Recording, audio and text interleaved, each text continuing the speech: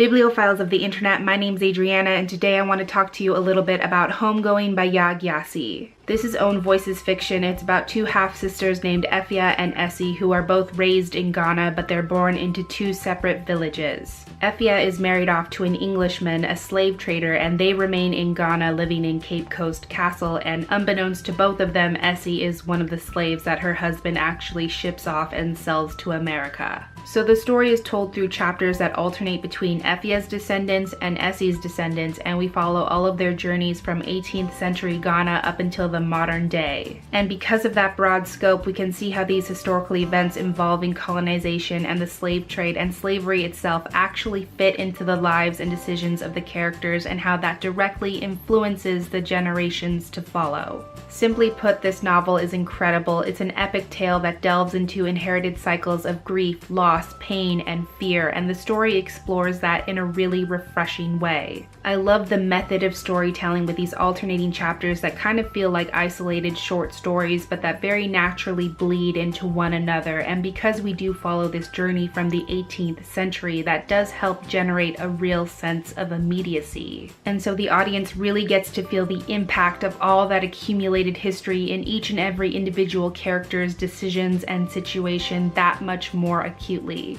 But at the same time, I feel like the structure also serves to emphasize this dichotomy that so many of us feel, where we are disconnected from our collective history. It feels like something out of reach, something that happened to someone else. But at the same time, it's something that's inextricably a part of us, something that built us, something that brought us to where we are, something that we cannot escape or forfeit. The characters in this story don't have the same advantages as the audience does. They don't necessarily remember exactly what happened with their ancestors even 3 or 4 generations back, but those circumstances irrefutably impacted their lives whether they remember it or not. But that's the beauty of the narrative, I feel, because for instance, it shows how even the modern day characters sort of lean towards this tendency, this ingrained instinct to fear, to always be ready, to always be prepared for the next awful thing. And the book ventures to ask, where does the source of this trauma begin? Who is responsible? How has this continued and evolved and changed faces throughout history? That was one of the main reoccurring themes that really held all these narrative threads together, this idea of where does it begin and where does it end, if anywhere. And what I really appreciate is that the story is more focused on posing those kinds of questions to readers rather than attempting to provide one concrete blanket answer, if that makes sense.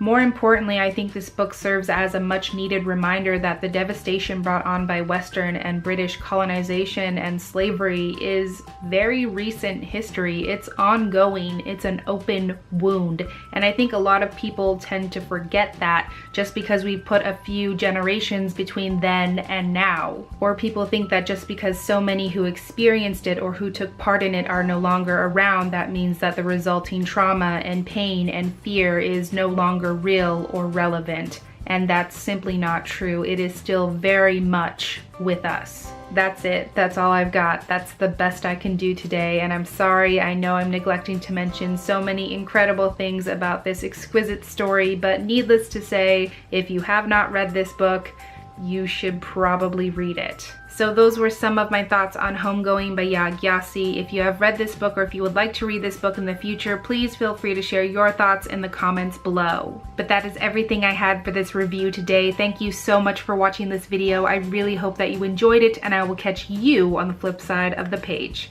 Bye.